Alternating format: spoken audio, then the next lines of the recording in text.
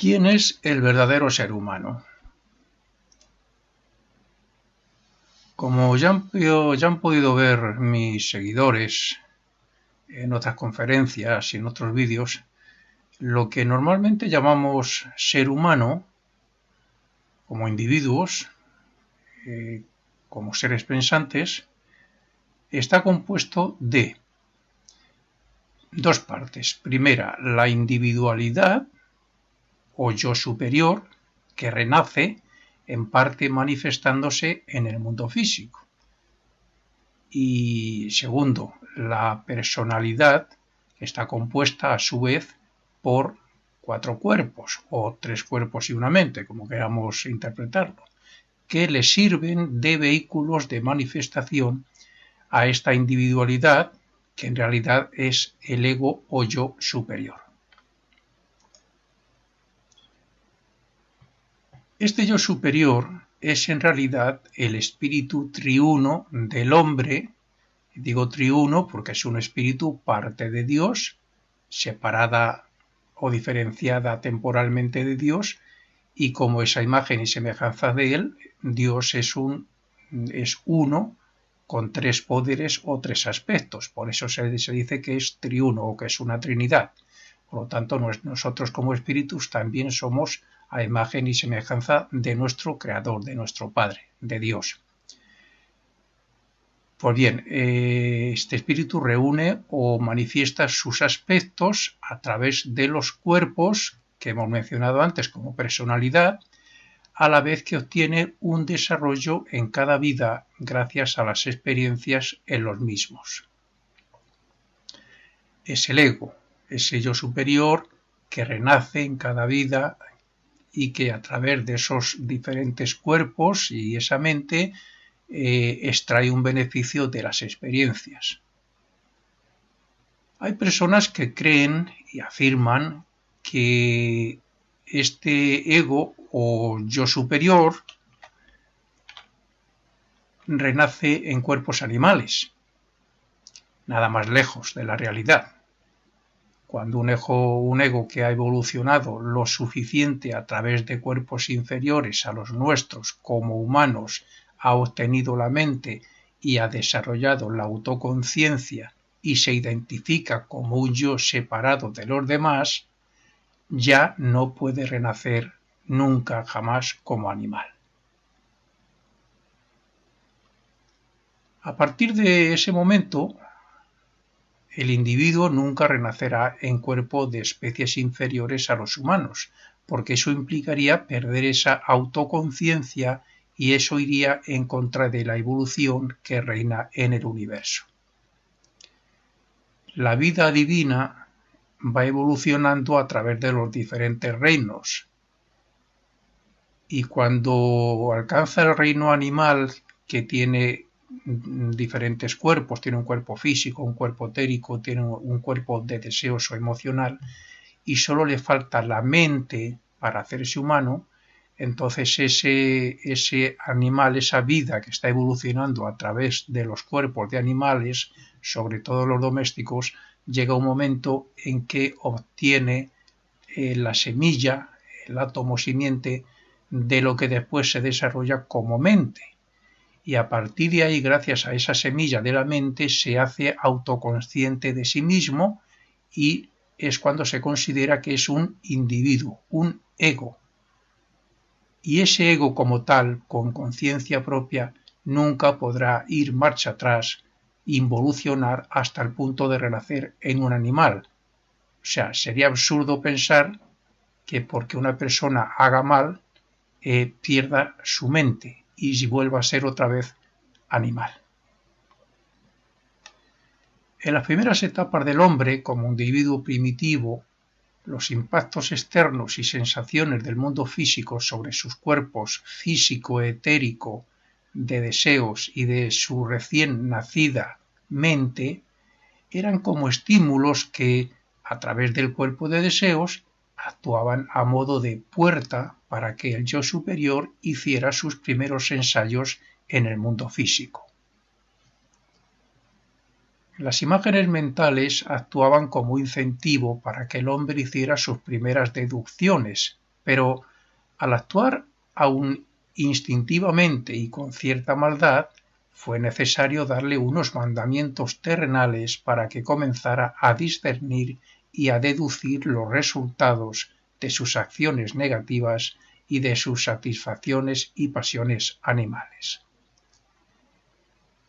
Como efecto de sus errores, aquel hombre, o sea, nosotros mismos en nuestra primera etapa como tal, comenzó a utilizar más dinámicamente su mente, ya que, por un lado, disfrutaba de los placeres como hoy ocurre aún en muchos casos, y por otro, experimentaba el dolor.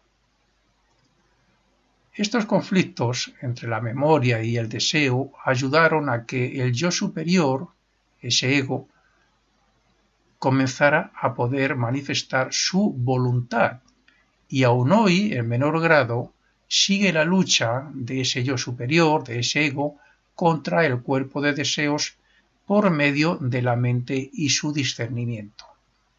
El ego, que es voluntad, tiene que aprender a utilizar su mente para imponerla sobre sus bajos deseos, sus bajos sentimientos, etc. El deseo procede del exterior del verdadero yo, mientras que la voluntad procede del interior. El yo superior o ego tiene que conquistar el mundo físico y perfeccionar su cuerpo físico. Por eso tenemos la conciencia aquí. En un futuro pasaremos a ser conscientes en la parte etérica, en el nivel superior, ese mundo etérico, y comenzaremos a ser conscientes en nuestro cuerpo etérico para desarrollarle y perfeccionarle. Y así será sucesivamente por los diferentes mundos para ir desarrollando y perfeccionando los diferentes cuerpos. Hasta que llegue el momento en que no necesitaremos esos cuerpos y ya como espíritus será un nuevo trabajo, un nivel superior a nivel de espíritu, ya sin cuerpos, para alcanzar el nivel propio de Dios, de nuestro Creador. Pues bien, decía que el yo superior tiene que conquistar el mundo físico y desarrollar sus potencialidades espirituales, o sea, los poderes dinámicos o latentes que tenemos y que tenemos que transformar para hacerlos dinámicos. Y para ello necesita, como hemos dicho, unos cuerpos que se lo permitan. Una vez adquiridos los cuerpos con los cuales puede renacer, el mundo físico se le presenta como un incentivo para la acción y una tentación para el disfrute del mismo, pero sin una mente desarrollada le hacen caer en el materialismo, en el egoísmo, en los placeres y pasiones que le dominan y en el mal. Por lo tanto, gracias a la mente, que es la última semilla, el último instrumento que nos dieron, no solo hemos conseguido ser humanos, seres autoconscientes individuales, sino que estamos comenzando a dominar los diferentes vehículos desde nuestra conciencia en el cuerpo físico y en el mundo físico. Por consiguiente, necesitamos una mente para razonar ante el bien y el mal y unas leyes que le obliguen a deducir y extraer conclusiones de lo que más le beneficia. Por tanto, y a raíz de ese proceso, comienza a manifestarse la voluntad, la intuición y la conciencia, es decir, el mismo ego. De esta forma, en el principio, el hombre era dominado por el deseo y las pasiones. Actualmente esos aspectos están en lucha contra el discernimiento, contra la razón. Y en un futuro, el deseo, el materialismo y el egoísmo morirán para quedar solamente la voluntad del verdadero hombre, de ese yo superior. Mientras tanto, y como la mente solo puede deducir y extraer conclusiones de las experiencias y éstas son muy limitadas para la expresión del espíritu, la voluntad falla muchas veces y hace mal. Pero como después de cada muerte del cuerpo físico sufrimos en el purgatorio por los errores cometidos o el mal que hemos hecho a los demás, el resultado es que en la próxima vida esa voluntad tendrá más poder y seremos más sabios, o ese yo superior será más sabio. ¿Se comprende ahora por qué sin los cuerpos y sin el mundo físico no se podría desarrollar el yo superior, ni el hombre tampoco podría alcanzar la perfección y la unión con su espíritu?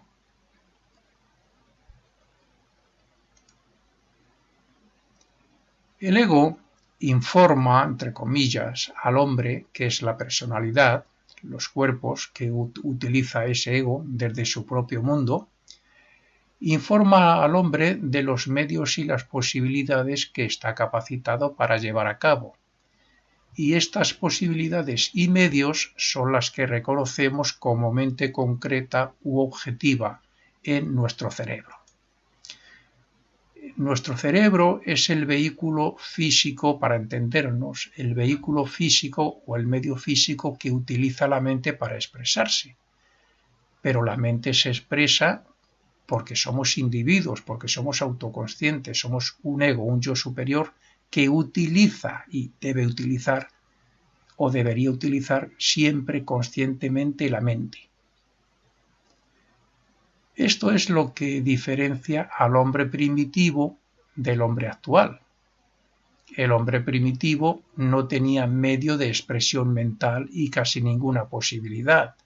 Vamos a imaginarnos los primeros prehistóricos, no razonaban, eran como animales, se guiaban por el instinto de supervivencia y hacían toda clase de lo que hoy consideramos barbaridades, pero que en aquel entonces para ellos no lo eran, por supuesto, porque no tenían ese nivel de conciencia ni tenían razón, o sea, razonamiento, discernimiento, no tenían mente.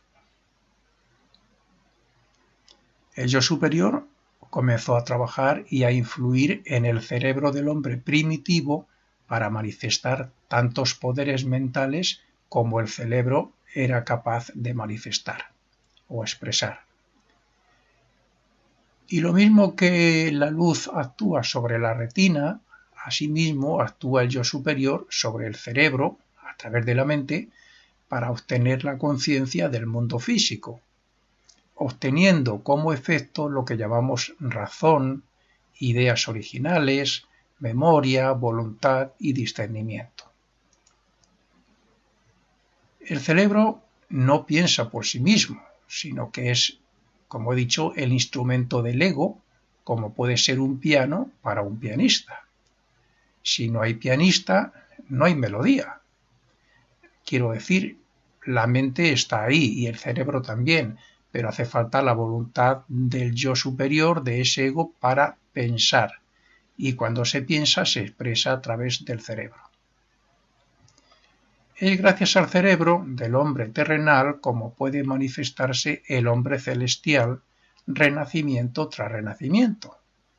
Y es gracias a esos cerebros como recoge las experiencias de las cuales irá fortaleciendo su voz, puesto que el yo actúa al fin y al cabo como una conciencia en cada vida también, irá fortaleciendo su voz como un yo después de pasar por el purgatorio y el cielo. Y digo esto porque en el purgatorio vamos a tomar nota de lo que no se debe hacer, gracias a que el mal que hagamos a otros lo sufrimos nosotros como si fuéramos esas personas. Y entonces ese sufrimiento se queda grabado como en la conciencia, en ese ego, como algo que no se debe hacer. Y en el cielo ocurre lo contrario. Vamos a sentir todo el bien que hemos hecho, todo lo felices que hemos sido, todo lo positivo de nuestra vida, para que quede grabado como que eso sí se debe hacer.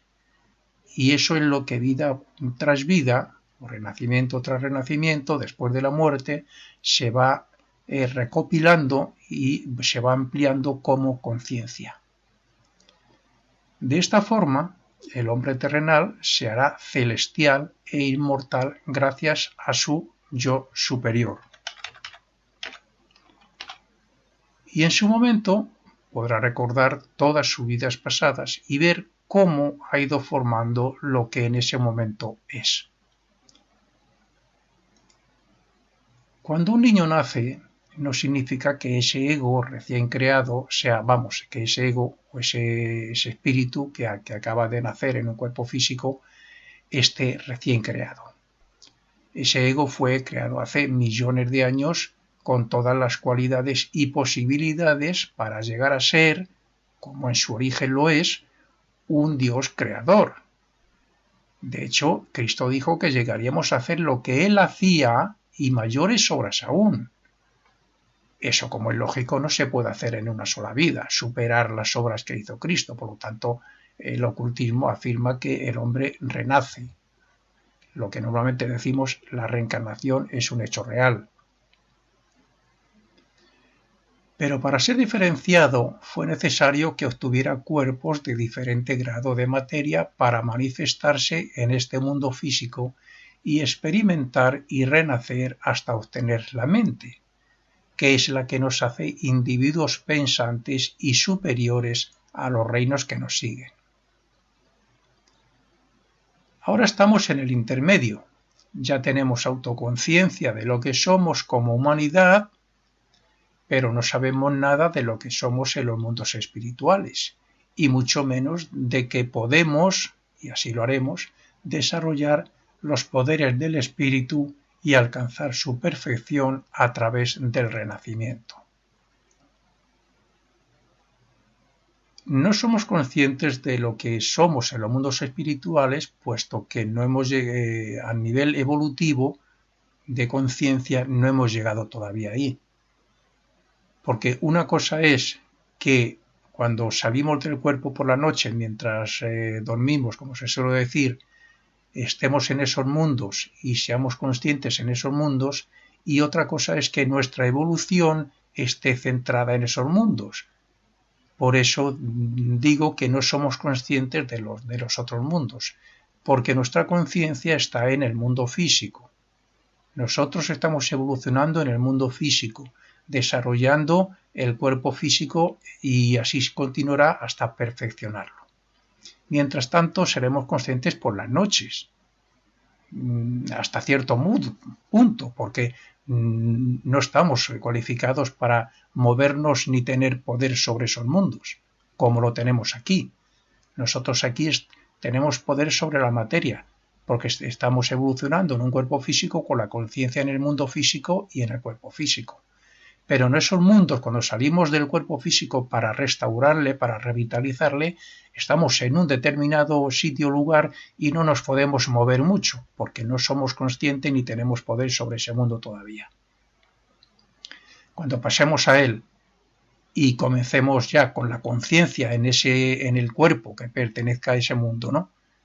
Cuando estemos allí conscientes, entonces sí, desarrollaremos el cuerpo perteneciente a ese mundo, iremos obteniendo poderes sobre la materia de ese mundo, como lo estamos haciendo aquí sobre la materia física.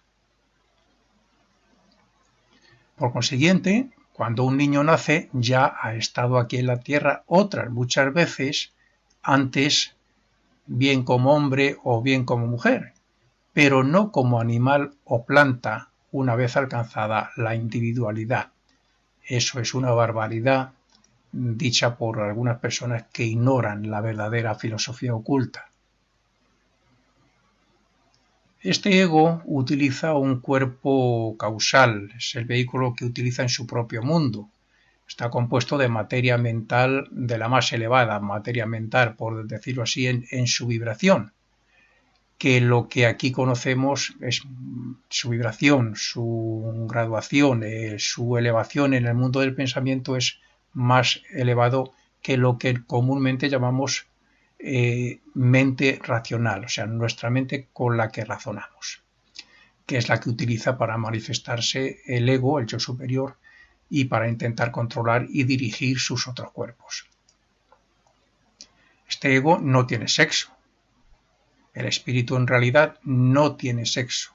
Es en su naturaleza, tiene una doble polaridad, como lo tiene todo lo creado en el universo. Hay una doble polaridad, comenzando por espíritu materia, pero que aquí en el mundo físico llamamos sexo, el masculino y el femenino. Pero el espíritu en sí mismo no tiene sexo. Los cuerpos físicos sí, porque la necesidad dentro de la evolución que estamos haciendo llevó a eso, a necesitar crear dos sexos para procrear cuerpos físicos. No tiene sexo y a los ojos de los que han alcanzado el desarrollo suficiente como para verle, pues aparece vestido algo así como un ovoide resplandeciente alrededor del cuerpo físico. El cuerpo físico es el cuerpo más pequeño, por decirlo así, en tamaño. El cuerpo etérico que está por encima de él es un poquito más grande. El cuerpo de deseos es como un ovoide, ya más grande todavía. La mente es más pequeña, pero está centrada en la parte superior, en su momento será más grande. Y el espíritu está sobre todo eso. El espíritu en realidad no, para nosotros ahora mismo no tiene forma. Si bien este ego existe y se manifiesta gracias a los cuerpos que en cada vida crea y de los cuales extrae el desarrollo espiritual que aumenta su poder de manifestación, también es cierto que representa al verdadero espíritu creado por Dios y que tarde o temprano manifestará su propia naturaleza. Ahora es el principio pensante o pensador, este ego, este yo superior, pero llegará el día en que el propio desarrollo que va acumulando gracias a la personalidad, o sea, a los cuerpos en cada vida, pues sea la puerta para que el hombre, como esencia espiritual, se unifique con ese yo superior y ya no necesite renacer más en este mundo físico.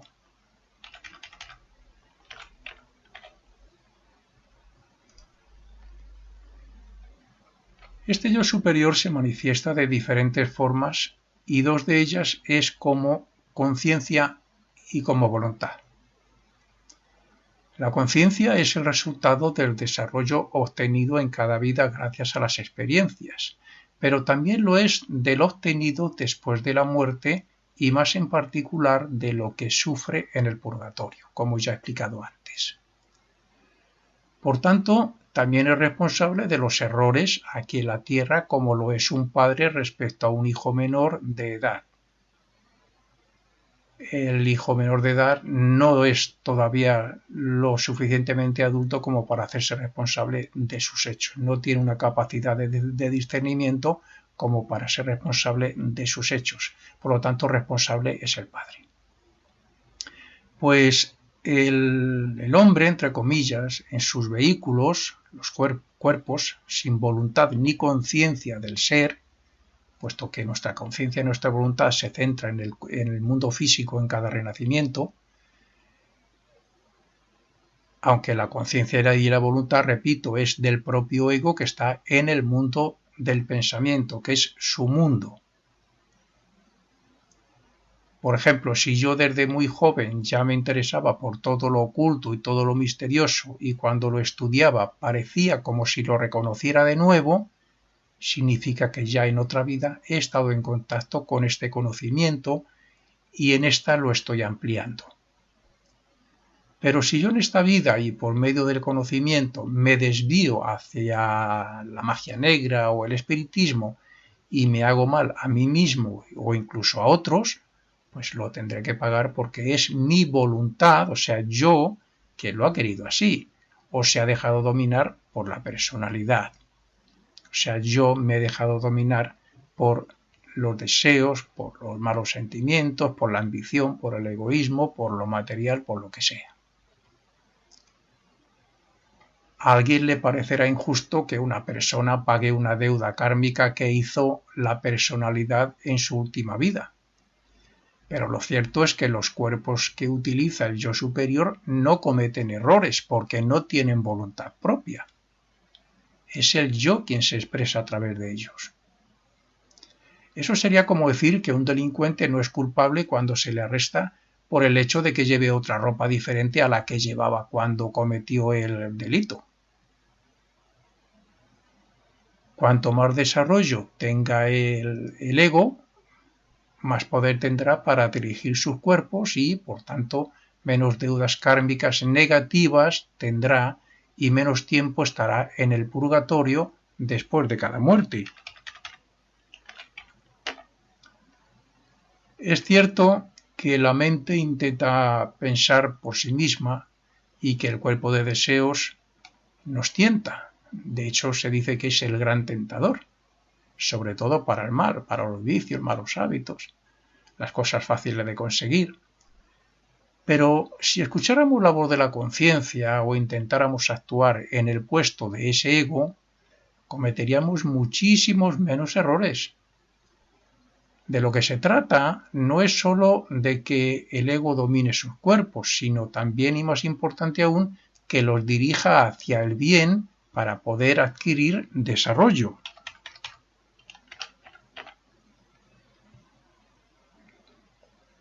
Cuando hemos vivido algo más de la mitad de la vida y retrocedemos en la memoria, nos podemos dar cuenta de cómo pensábamos cuando teníamos 18 o 20 años, qué gustos teníamos, qué ideales y cuántos errores cometíamos, porque aun con esa edad éramos como niños en comparación con, por ejemplo, la edad de 70 años.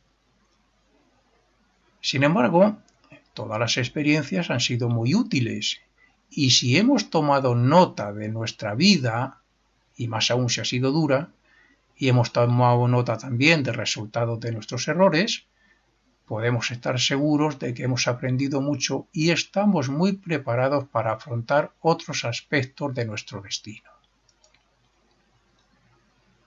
Algo así ocurre con el yo superior. Desde que se individualizó y comenzó a desarrollar su mente hace unos millones de años, o sea, más allá de la prehistoria, es decir, desde que se comportaba como un animal hasta nuestros días. Entonces ese yo ha evolucionado hasta ver con horror hoy lo que hacen otras personas todavía bastante poco desarrolladas, pero que sin embargo él mismo, o sea nosotros en aquellos primeros tiempos hicimos en pasadas reencarnaciones o renacimientos. Para cada personalidad que muere y con el resultado de sus experiencias pasa al purgatorio y el cielo.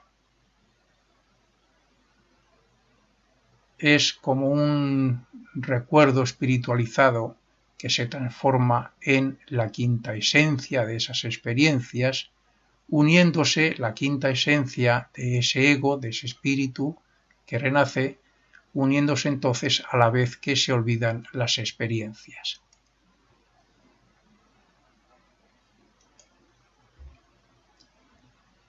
Con esto, se me ha olvidado decirlo al principio, termina la primera parte de esta conferencia respecto a lo que es el verdadero ser humano.